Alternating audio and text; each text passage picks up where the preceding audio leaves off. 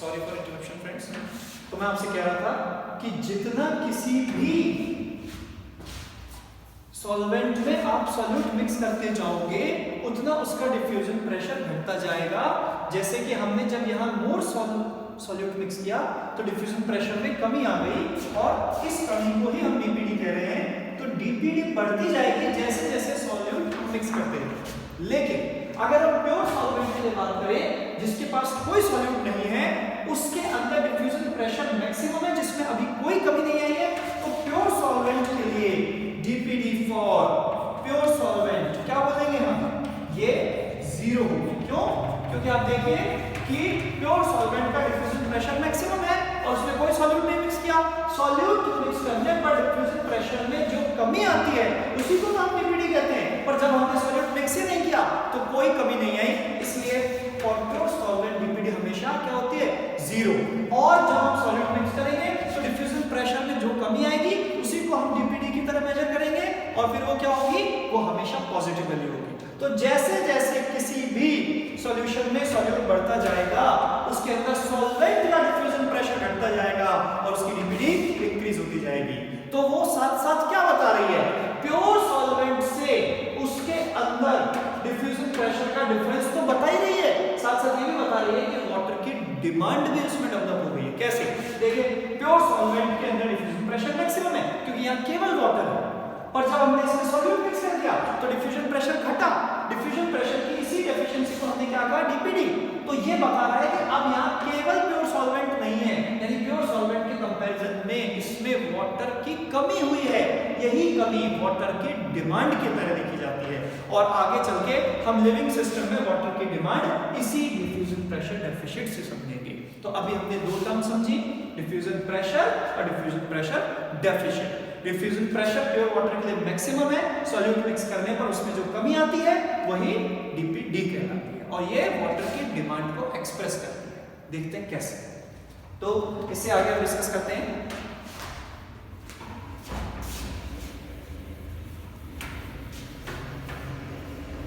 हमने अभी तक डिस्कस किया है ऑस्मोटिक प्रेशर, उसके साथ हमने डिस्कस किया diffusion pressure. Now we will discuss one more kind of pressure, turgor pressure।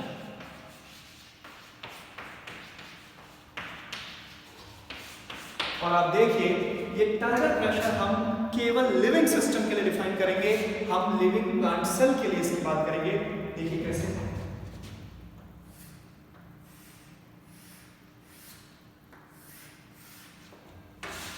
ये मान लीजिए बाहर एक सेल वॉल है, इसके अंदर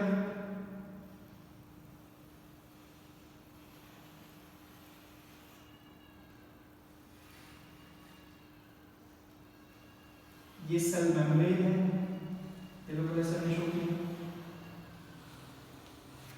प्लांट सेल में हम सब जानते हैं कि वैक्यूल प्रेजेंट है,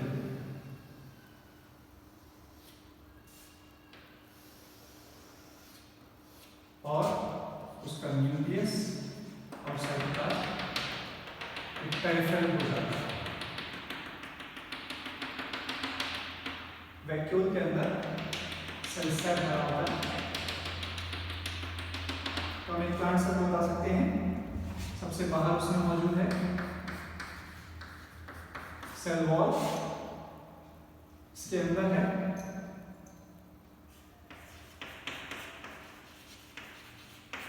सेल मेम्ब्रेन,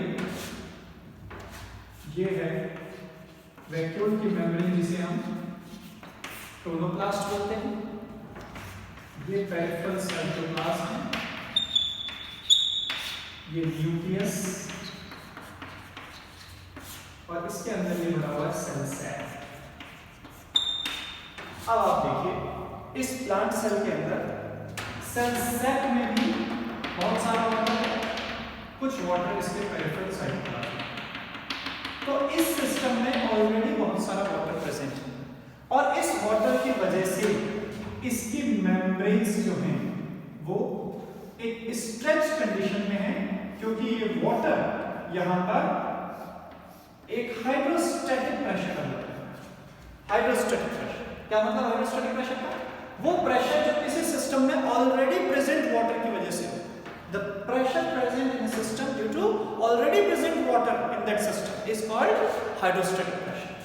मींस वाटर की मौजूदगी, द्रव स्थैतिक दाब बोलते हैं इसको हिंदी में। किसी द्रव के किसी तंत्र में स्थित होने से जो दाब उत्पन्न होता है वो द्रव स्थैतिक दाब कहलाता है। तो इस पूरी सेल लिविंग सिस्टम को रिप्रेजेंट कर रही है ये सेल, इसके अंदर जो सेल सैप है और जो साइटोप्लाज्म है उसमें जो वाटर मौजूद है वो वाटर एक हाइड्रोस्टैटिक प्रेशर डेवलप कर रहा है। ठीक वैसे जैसे जब हम एक बलून को वाटर टैप में लगा के टैप को ऑन कर देते हैं तो उसके अंदर पानी भरता है और बैलून की जो वॉल्स होती है वो स्ट्रेच हो जाती है, तो जो गुब्बारा फूल जाता है वो किसकी वजह से फूल रहा है? उसके अंदर जो पानी भर रहा है उसकी वजह से। तो जो बैलून के अंदर जो स्ट्रेचिंग डेवलप हो रही है वो उसके अंदर प्रेजेंट वाटर की वजह से हो रही है, तो वो एक हाइड्रोस्टैटिक प्रेशर है। तो जिस तरह से उस हाइड्रोस्टैटिक प्रेशर से बैलून की वॉल स्ट्रेच हो जाती है, ठीक उसी तरह से आप देख सकते हो यहाँ सेल के अंदर उसके सेल सैप में और उसके साइटोप्लाज्म में जो वाटर है उसकी वजह से इसकी मेम्ब्रेन भी एक स्ट्रेच्ड कंडीशन में है और ये अपनी सेल वॉल के साथ बिल्कुल क्लोजली स्टिक है, बिल्कुल चिपकी हुई है, बहुत ज्यादा गैप नहीं है इनके बीच में। तो ये एक स्ट्रेच्ड कंडीशन है, यानी सेल की अपनी शेप मेंटेन हो रही है उसके अंदर ऑलरेडी प्रेजेंट वाटर्स। इसी शेप को, इसी स्ट्रेचिंग एबिलिटी को हम नाम देते हैं टर्जिडिटी। तो हम इसी टर्जिडिटी को कॉज करने वाले प्रेशर को नाम देते हैं टर्गर प्रेशर। तो टर्गर प्रेशर को हम कैसे डिफाइन करेंगे? The turgor pressure is the pressure present due to already present water in a living cell which causes the turgidity in the membranes। एक बार फिर से समझिए कि टर्गर प्रेशर किस वजह से है?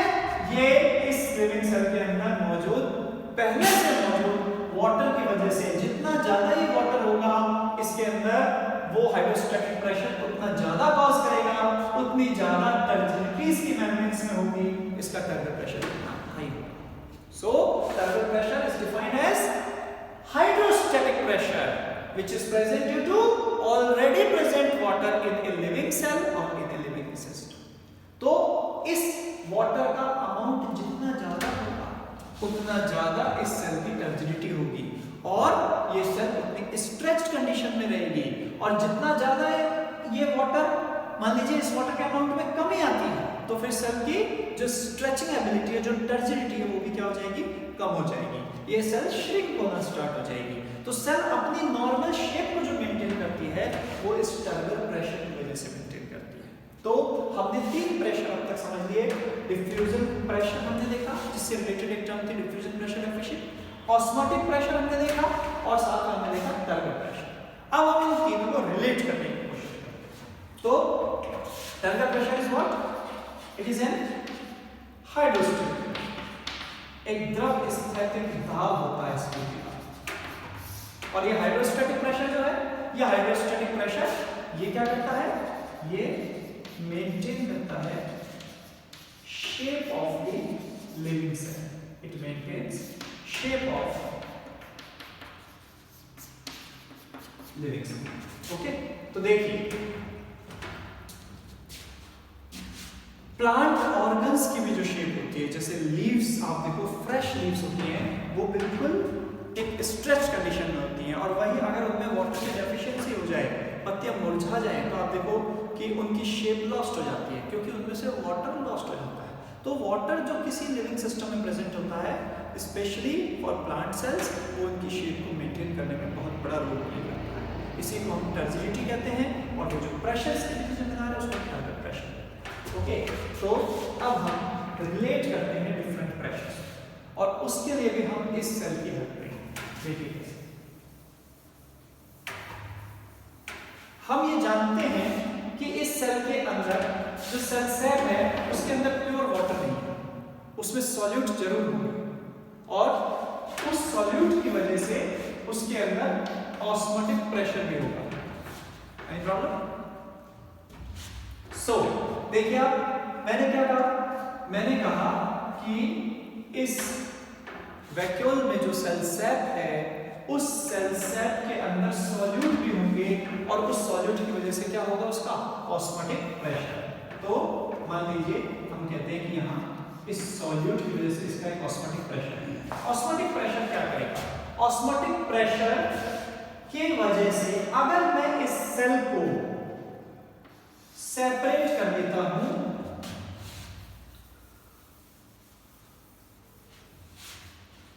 प्योर वाटर, देखिए इस तरह ये मैंने प्योर वाटर में इस सेल को रखा।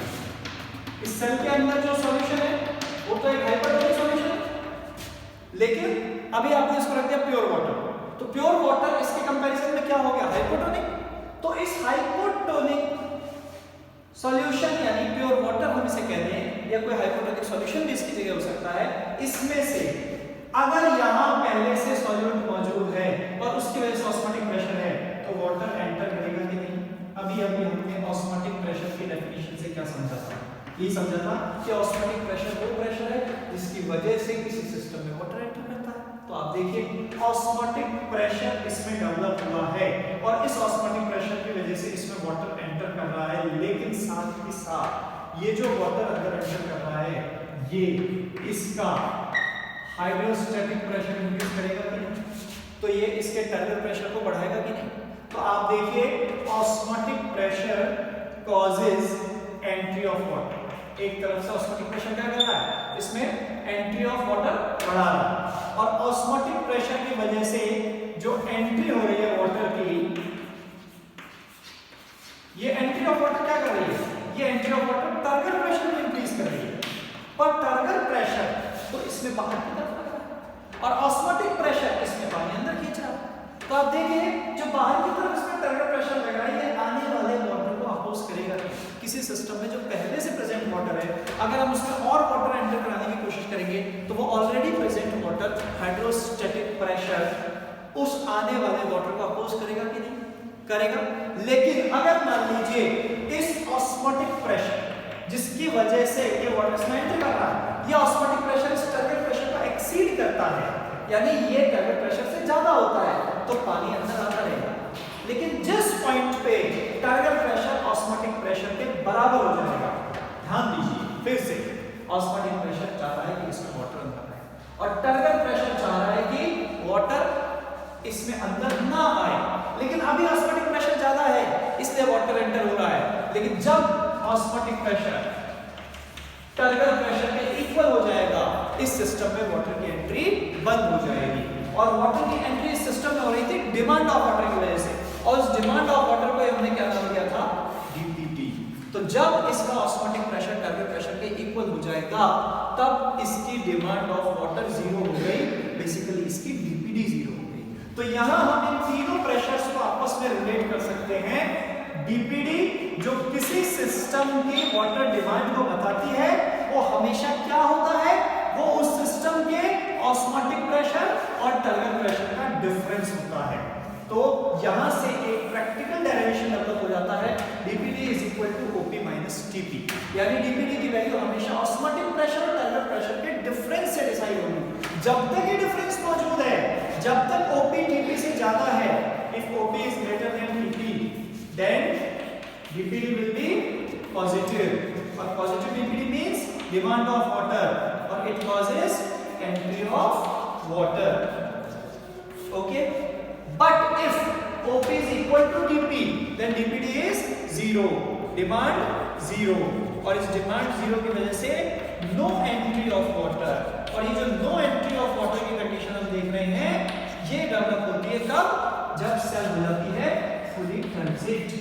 तो यहां हमने एक बात समझी कि ये एक फुली टर्जिट सेल होगी जिसके अंदर इतना वाटर एंटर हो चुका है कि उसका टर्बुलेंट प्रेशर उसके ऑस्मोटिक प्रेशर के बराबर हो जाए, यानी अंदर आने वाला वाटर इतना हाई हो चुका है कि जो अब और फर्दर डिमांड कॉज नहीं कर रहा है, इसलिए डीपीडी जीरो हो गई। तो फुल्ली टर्जिट सेल की डीपीडी जीरो। हिंदी में इसे पूर्ण स्फीत कोशिका बोलते हैं, जिसका परासरण दाब उसके स्फीति दाब के बराबर होता है और जिसकी विसरण दाब न्यूनता यानी डिफ्यूजन प्रेशर डेफिशिएंट शून्य होती है। ठीक है, और नॉर्मल कंडीशन में एक प्लांट सेल जिसकी वाटर डिमांड है उसका ऑस्मोटिक प्रेशर हमेशा टर्बुलेंट प्रेशर से ज्यादा होता है और उसकी वाटर डिमांड बनी रहती है, डीपीडी पॉजिटिव। एक और कंडीशन हम कंसीडर कर सकते हैं जिसमें हम क्या देखेंगे कि मान लीजिए उसके अंदर वाटर इतना कम है, उसकी वजह से कोई टर्जिडिटी कॉज नहीं हो रही, turgor pressure zero. Turgor pressure zero का मतलब वेरी लेस वाटर। और एक बात ध्यान रखना, टर्गर प्रेशर जीरो का मतलब वाटर का अमाउंट जीरो होना नहीं, वाटर इतना कम हो कि वो इतना हाइड्रोस्टैटिक प्रेशर डेवलप ही ना कर पाए कि मेम्ब्रेन में कोई टर्जिडिटी आ सकती है। तो आप समझ रहे हैं इस बात को कि टर्गर प्रेशर जीरो का मतलब बहुत कम वाटर होना। ऐसी सेल की डीपीडी किसके बराबर होगी? टोटली ऑस्मोटिक प्रेशर के बराबर होगी। यानी यहाँ ऑस्मोटिक प्रेशर ही उस सिस्टम की डिमांड ऑफ वाटर को बता देगा। लेकिन ये केवल लिविंग सिस्टम पर अप्लाई होता है। लिविंग सिस्टम की वाटर डिमांड डीपीडी से बताई जाती है। अगर हम पहले की तरह एक बीकर के अंदर भरे हुए सॉल्यूशन की बात करें तो इस बीकर में कितना भी वाटर आप भर दो, पर ये बीकर के ऊपर कोई हाइड्रोस्टैटिक प्रेशर डेवलप कर सकता है? नहीं कर सकता, क्योंकि बीकर की वॉल ऑलरेडी सॉलिड है, उसमें कोई स्ट्रेचिंग एबिलिटी नहीं है। तो इसका मतलब किसी सॉल्यूशन के अंदर कोई टर्गर प्रेशर नहीं होता, तो वहां पे उस सिस्टम की वाटर की डिमांड केवल ऑस्मोटिक प्रेशर से डिसाइड होती है। तो हमेशा याद रखें कि सॉल्यूशन की डिमांड ऑफ वाटर उसके ऑस्मोटिक प्रेशर के बराबर होती है, पर लिविंग सिस्टम के अंदर डिमांड ऑफ वाटर उसकी डीपीडी से डिसाइड होती है। पर जब उस सिस्टम का भी टर्गर प्रेशर जीरो हो जाए तो उसकी डिमांड ऑफ वाटर भी ओपी के बराबर हो जाती है। और जब लिविंग सिस्टम में टर्गर प्रेशर जीरो हो जाए तो उसकी टर्जिडिटी लॉस्ट हो गई। ऐसी सेल को हम कहते हैं फुली फ्लैसिड सेल। इस सेल को आप वाटर के अंदर रखेंगे, ये बहुत तेजी से वाटर रिसीव करना शुरू करेगी। और इधर वाली सेल हमने क्या नाम दिया? Fully turgid cell. Fully turgid cell का मतलब इसने बहुत सारा वाटर ऑलरेडी रिसीव कर लिया है। अगर हम इसे प्योर वाटर में रखें, हाइपोटोनिक सॉल्यूशन में रखें, इसमें एंट्री वाटर की नहीं होगी, न इससे कोई वाटर का लॉस होगा। कुल मिला के इसमें net movement of water zero हो जाएगा। तो एक फुली टर्जिड सेल के केस में सेल के अंदर net movement of water zero. बहुत इंपॉर्टेंट बात है, हम इसे आगे भी डिटेल में समझेंगे। अभी हमने जो चीजें डिस्कस की हैं उनमें osmotic pressure, diffusion pressure deficient और इन तीनों प्रेशर के बीच का रिलेशन हमने जो डेराइव किया, that is DPD is equal to OP minus T. ये बहुत इंपॉर्टेंट डेरिवेशन है। हमेशा दो सेल्स के बीच में वाटर के मूवमेंट का कंपैरिजन इसी पैरामीटर से करेंगे हम, जब तक बात प्रेशर की होगी। एक और पैरामीटर से इसको कंसीडर किया जाता है, वो होता है पोटेंशियल, जिसके बारे में हम नेक्स्ट लेक्चर में डिस्कस करेंगे। तो आज हमने डिफरेंट टाइप के प्रेशर और उनका रिलेशन समझा है। आप इस लेक्चर को देखिएगा और इन चीज़ों को समझिएगा, और इसके बाद हम डिस्कस करेंगे पोटेंशियल नेक्स्ट लेक्चर में, जो बहुत ही इंपॉर्टेंट एस्पेक्ट है। तो हम इसको कंटिन्यू करेंगे नेक्स्ट टाइम पे।